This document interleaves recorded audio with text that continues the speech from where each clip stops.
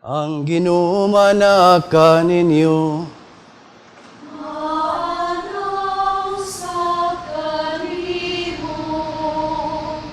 ang sinugdanan sa Ebanghelyo, sumala ni San Marcos.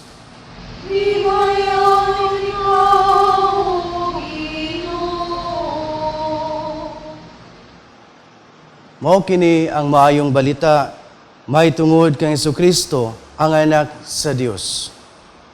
Nagsugod kini sumala sa sinulat ni Propeta Isaias. Ani ang akong sinugo nga ipadala ko una kanimo, aron andamo niya ang imong agian. May nagsinggit didto sa kamingawan, andama ninyo ang dalan alang sa Ginoo. Hawanin ninyo ang iyang agian. Busa namunyag si Juan sa mga tao didto sa kamingawan og nagwali. Hinulsuli og biyai ang inyong mga sala og pabunyag kamo. Og pasayloon kamo sa Dios.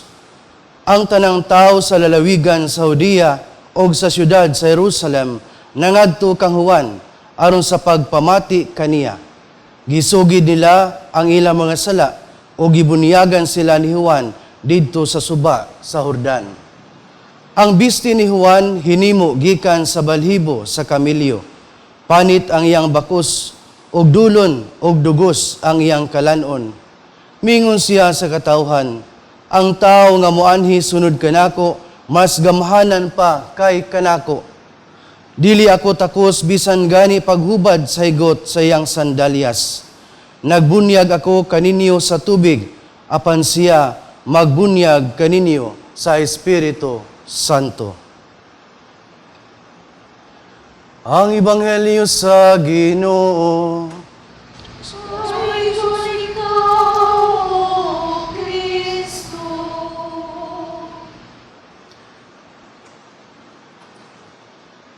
Mga inigugma ko diyan ni Kristo, ako nga mainiton nga pag-abi-abi kaninyo sa pagtambong niining santos nga misa. Mga igsoon, adunay usa ka Italiano nga manunulat nga ginganlan og Dante Alighieri. Kini siya usa ka inila og sikat nga poet, writer, o gitawag usab siya nga philosopher. Sa iya nga libro nga giuluhan og The Divine Comedy, iyang gilarawan ang iyang pagpanaw ug ang paglawig niya paingon sa langit, paradiso. Apan sa dili pa siya makaadto sa langit, paradiso, gikinahanglan siya nga magsugod sa pag-adto sa impyerno, paingon sa purgatorio, paingon ngadto sa langit. Karon sa iyang kasinatian, uban sa iyang kauban nga si Virgil, isip iyang giya, karon sa ilang pagsulod no sa ganghaan kay ang impyerno matud pa ni Dante Alighieri aduna kini say siyam ka mga libel ug ang pinakaubos niini nga libel mao kini ang dapit diin si Satanas ang yawa didto nga siya nagpuyo sa kabugnaw sa maong dapit. Gilarawan ni Dante ang impyerno isip usa ka dapit nga mabugnaw nga nagpasabot kini nga kung ikaw di ay layo sa Dios makasinati ka og kabugnaw. Sumaw ka na sa pagsulod niya sa ganghaan o sa pagsulod nila sa gitawag nga hawanan sa mao nga impyerno, nadungog nila o nabati nila ang pagdanguy-nguy sa mga kalag, mga siyagit, mga hilak kini siya sa kagulanan. Mao nga nangutana siya ngadto sa iyang kauban nga si Virgil, magtutudlo ngano man unsa may nahitabo ngano nga nagahilak man kini sila.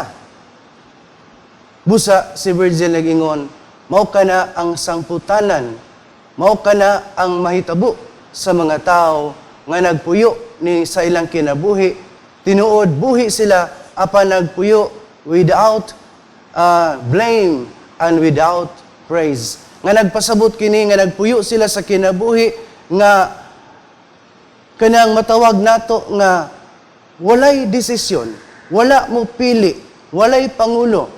Ug unya sa ilang pagdangoy-ngoy, naghilak na sila kay gipang kaon sila o gipamaak sila sa tambubuan o sa mga lampinig. O kanunay sila nga nagdagan, nagupod sa usa ka bandera nga nagpasabot kini everlasting o ka-eternal ang ilang pagdagan. Karon, kung ato kini santanaon, kini mga tao hala makayon kita, mga tao nga dili bugnaw, dili init. Walay gihimo, walay gibuhat, sa dihang buhi pa sila. Kung atong balikan sa ang gipadayag, chapter 3, verses 16 ngadto sa 18, ang atong matud pa dito, because nakita nako nga ikaw, dili init, dili sa bugnaw, iluwa ka nako. Matud pa sa Ginoo, I will spit you out from my mouth, kay dili ka init, dili ka bugnaw. You are lukewarm. Mo ka lang gingon dito. Subusa di ay, ang tao nga dili init, dili bugnaw, walay gibuhat. Adunay silot nga ayang mapaabot. Sumala sa storya sa The Divine Comedy ni Dante Alighieri. Mahisungod ni Kristo, nining atua karon nga ikaduha nga Domingo sa Adbento, gipahimangnuan kita. Kay kita nagpuyo man between the incarnation sa pagpakatao sa atong Ginoo o sa iyang parusiya, sa iyang ikaduha nga pagbalik. Kita nga nagpuyo nga ana sa tunga-tunga niini, gikinahanglan dita nga aduna tay gibuhat. Gikinahanglan day nga aduna tay gihimo. O ang Adbento kanunay nagpahimangno kanato nga ang ato nga paghimo, pagbuhat mao kini nga ang pagbantay. Pagbantay. O makayon kita nga pag-andam. Kanunay ta nagbantay. Kanunay kita nga nag-andam, aduna kitay gihimo. Mao kana ang panawagan sa ato nga panahon karon sa Adbento. Nga samtang nagapaabot kita sa atong Ginoong Kristo, aduna kitay gibuhat, nag-andam kita, nagbantay kita. Mga igsuon ko ni Kristo, moay kita sa ato nga mga pagbasa karon. Ang pinakanindot kay sa tanan nga hinumduman nato kining ato nga ebanghelyo karon. Matud pa, akong basahon pagbalik. Mao kini ang maayong balita may tungod kang Hesus Kristo, ang anak sa Dios. Ang pangutana, unsa man day ang maayong balita? Unsa may maayong balita? Ang maayong balita, adunay tulo ka maayong balita sumala sa ato nga mga pagbasa karon. Ang una nga maayong balita nga kitang tanan gidugtong pagbalik sa atong Ginoo ngadto sa iyang amahan. Nga sa ato pagisumpay ta pagbalik. Makayon kita, nga naman nga kinahanglan matang sumpayon, nga kinahanglan matang dugtungon. Di na ito kalimtan. Nga tungod sa sala, nahimulag kita sa Dios. Unta, sa sinugdanan, kitang mga tao, gidisenyo kita sa Dios aron makighiusa kaniya. Matod pa ni San Juan de la Cruz or Saint John of the Cross, matag-usa kanato, aduna tay lawom nga tinguha nga makahiusa ang Dios. Kaysa sinugdanan, mao kana ang disenyo sa Dios alang kanato mga tao makihiusa kita kaniya, no? Nga ambot pasabot niya na nga magpuyo kita nga sama sa usa ka Dios sa tulo ka persona nagkahiusa, communion, community. Nga ambot pasabot niya na they are connected, no? The persons are connected. Nga kini siya nagpakita ka nato, nagpasabot ka nato nga si sinugdanan di ay dapat konektado kita sa ato nga Dios. Apan tungod sa sala nahimulag kita. Karon kung atong tan-awon kining ato nga unang pagbasa, nindot kay sa tanan nga atong balikan, matud pa dinhi. Ug akong basahon pagbalik. Pag-andam og dalan alang sa Ginoo didto sa kamingawan, himuan ninyo ang usa ka tulid og lapad nga dalan didto sa disyerto alang sa atong Dios. Usa ka tulid og lapad, no? Lapad nga dalan. Nga nagpasabot kini nga nagtinguha ang Dios nga mahibalik kita kaniya kay mag-andam siya og lapad og tulid nga dalan aron mahibalik kita ngadto kaniya. So gikan sa ato ang paghimulag sa Dios tungod sa sala, kay nga sala it means separation. Gibalik kita, gisumpay ta pagbalik ngadto sa Dios. Gisumpay kita ni Kristo, gihimuan kitag tulay ni Kristo nga mahibalik kita ngadto sa atong Dios. Ikaduha nga punto, ang maayong balita nga kitang tanan gihupay sa atong Ginoo, sa atong mga balatian, sa atong mga kahuyang. Kung atong tanahon, ngano man nga ang tao nga aduna may mga kasakit, ngano ang tao aduna may mga pag-antos, ngano man nga niabot man kini, tungod kini siya sa sala. Nga nagpasabot di ay nga kita makasinati ini mga pag-antos. Ang kasagaran sa mga katawhan, kung ubati gani kasakit o mga pag-antos, kay gusto nga walaon o wadon ang mga kasakit o pag-antos, mo resort ngadto sa kining paghubog-hubog o kaha maato sa droga aron maibsan ang kasakit o mga pag-antos. Apan dili nato kalimtan mga igsoon ko ni Kristo nga kining kasakit o mga pag-antos nato gihatagan kining bag-ong kahulugan o bili sa atong Ginoong Hesukristo. Ang atong Ginoo nakig-ambit siya sa atong mga pag-antos. Pinaagi siya ang krus, no? Ang krus usa ka simbolo kini siya sa kadaugan, simbolo kini siya sa paglaom.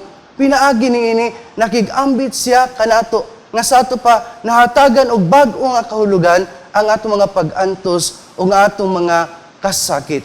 Nga but pasabot nga na kung kita nagpasan sa atong krus, kung aduna tay mga pag-antos ug nagagikan kini siya na tao kini diha sa gugma, kini siya mamahimo nga life-giving, naghatag og kinabuhi.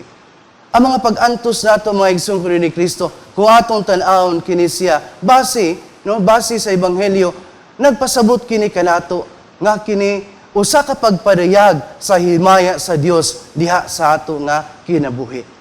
Nahimong kabahin kini siya sa atong kinabuhi, apan nagpadayag kini siya sa dako nga gugma sa Dios. Nagpadayag kini siya sa himaya sa Dios. Ug mausab kini ang gihisgutan sa atong unang pagbasa.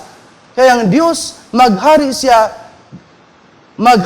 kanato, pinaagis siyang kusog, pinaagis siyang himaya. Sumo kani sa kapag pahinumdom kanaton tanan nga ang atong Ginoo mas powerful pa diay siya kaysa atong mga pag-antos, kaysa atong mga kalisdanan. Ming kitang tanan usahay puno sa mga pag-antos o kalisdanan, apan ayaw kalimot nga ang gahom sa Dios mas dako pa kaysa mga pag-antos o kalisdanan. Ikatulo nga punto, sa maayong balita karon nga Domingo ha, ipahimangnuan kita nga ang atong Ginoo maoy nagpausab sa atong kinabuhi. Siya mao nagbag-o sa atong kinabuhi. Ug mao kana ang panawagan ni San Juan nga magbubunyag dinhi sa atong ebanghelyo karon, ang tawag sa paghinulsol, ang tawag sa pagbag-o. Kay tungod sa naglunang kita, nagpuyo kita diha sa sala. Adunay pulong mga igsoon ni Kristo nga sa Hebreo tuho ba buho. Buot pasabot nga na chaos, primal chaos. Apan si San Agustin mag-ingon siya nga it is a region of unlikeness. It is a state, no? It is a state of being, gitawag nga, kita nawala ang ato nga kaparihas or similitude sa ato nga Dios. Tungod sa sala, tungod sa ato nga kalaog, tungod sa ato nga kasinasinahon, tungod sa ato nga kining gitawag nga pagkawalay paghigugma, hatred, o guban pa. So, ang atong Ginoong Jesucristo, o dinhi sa atong ebanghelyo karon, ang atong si Juan nga magbubunyag, nagpanawagan, pagbag-o. Sa Griego, metanoia, tisyo ba, nga ambot pasabot nga na, nga to turn around, o kaha mag-U-turn ta, o kaha makayong kita to change one's heart and mind, to change direction. Kaysa tungod sa sala, nawala kita sa agi. nawala kita sa atong sakto nga direksyon, karon pinaagi sa panawagan sa atong ebanghelyo, gitawag kita sa pagbag-o sa atong kaugalingon. Pag-usab sa atong kaugalingon. Og nindot kay sa tanan mga igsoon tungod kay ang pulong nga tisyo ba sa Hebreo pa nausab ang imong kinabuhi tungod sa imong maanindot nga kasinatian sa Dios. Tungod kay nakasinati ka sa gugma, kaayo, pagpasaylo sa Dios, na bag-o na usab ang imong kinabuhi. Mao kana ang panawagan karon sa maayong balita nga kitang tanan mag-usab, magbag-o, nga kita musubay sa dalan sa ato nga Ginoo. Busa mga igsoon ko ni Kristo, kung aton tan-awon kining kinatibuk-an sa mga mensahe karon sa atong mga pagbasa, makayon kita nga una nawala ang atong pakihigala sa Dios. Ang ikaduha niini, nawala ang atong gahom, batok sa mga sakit o sa mga pag-antos. Ay katulo, nawala kita sa agianan o kaha sa direksyon. Di nato kalimtan nga kining atong pagkawala ang atong Ginoo mo'y maghatag nato niini. Nga pinaagi kaniya sa atong Ginoong Kristo, kita makighigala sa Dios. Pinaagi siyang gahom ato nga malagpasan ang mga kasakit sa ato nga kinabuhi tungod kay usa kini kapagpadayag sa gugma sa Dios, sa himaya sa Dios. Ikatulo, pinaagi sa atong Ginoo masubay kita sa sakto nga agianan.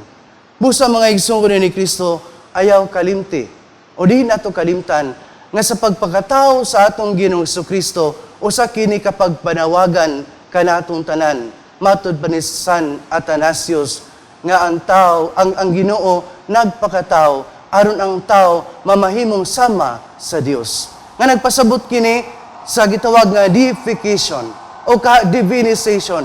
Nga kini nagpasabot kanato nga kung kita magpuyo diha sa Dios noon nga kinaiya, siyang pagkabalaan, siyang pagkamahigugmaon, siyang pagkamaluluyon, kita nakigambit sa Dios noon nga kinaiya. Busa mga igsoon ni Kristo, hinaut unta anining atong panagtigom karon, di nato kalimtan nga ang Dios mahigugmaon.